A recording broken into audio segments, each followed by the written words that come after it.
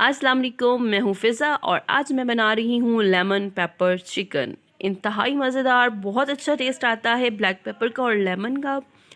जब आप इसे एक दफ़ा ट्राई करेंगे तो आप इसे बार बार बनाएंगे। आप एज अ रोस्ट इसे अपने मेहमानों को सर्व कर सकते हैं। तो सबसे पहले हमें क्या चाहिए, 1 कप थिक दही चाहिए। अगर दही पतला है तो छलनी में छान लें। लहसुन और अदरक दोनों का 1-1 चम्मच डालना है पेस्ट का। काली मिर्च आपने इस हिसाब से डालनी है जितना स्पाइसी आप पसंद करते हैं।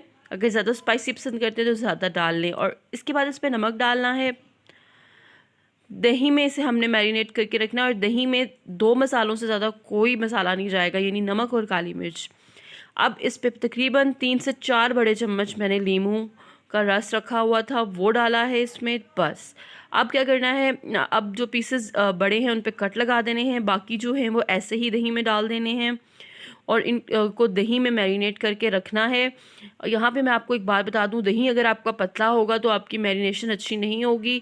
सो ये आपने ध्यान रखना है कि जो दही है वो थोड़ा सा थिक हो, इसी से वो अंदर तक बहुत अच्छे से जो है आपका मसाला चला जाएगा। और तकरीबन इसे मैरिनेट करने के बाद हमने अगर ओवरनाइट रखें तो बेस्ट है। अगर ओवरनाइट आप नहीं भी रख सकते, आपको जल्दी है, तो आप 3 से 4 घंटे के लिए रख दें। तो जी 3 से 4 घंटे बाद इसमें मक्खन डाला है 1 चम्मच और 2 से 3 चम्मच ऑयल डाला है। ऑयल और मक्खन का मिक्सचर इस को ज़बरदस्त बना देगा। 2 छोटी इलायची, 2 दालचीनी के टुकड़े और थोड़ी सी काली मिर्च डाल के इसे अच्छे से भून लूँगी। जैसे ही इसकी खुशबू आने लगेगी ना, फिर इसमें चिकन डालना है, उससे पहले नहीं डालना। और अब मैं इसमें चिकन डालने लगी हूँ।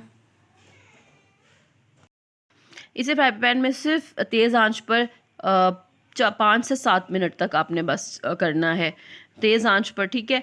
और थोड़ा सा मिक्सचर मैं बचा के रख लूँगी ये वाला। 5 से 7 मिनट बाद आप इसे किसी भी पैन में डालें और ढक कर रख दें। नहीं, पहले हमने इसे तेज़ आंच पर बनाया था और तेज़ आंच पर 5 से 7 मिनट पकाने के बाद इसे अब हल्की आंच पर रखेंगे, ठीक है। और ये कुछ इस तरह से आ जाएगा। जब घी अलग हो जाएगा ना, फिर इसमें दोबारा से वो मसाला डालना है जो थोड़ा सा बचा के रखा हुआ था। और फिर थोड़ा सा नींबू और थोड़ी सी सब्ज़ मिर्च डालनी है, इस तरह स्लाइसेस में कटे हुए।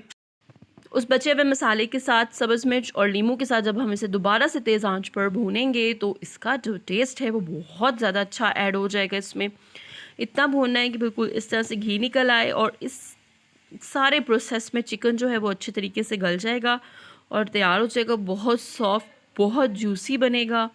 तो आप दोबारा से इसके ऊपर लीमू और हरी मिर्च गार्निश करके हम सर्व करेंगे।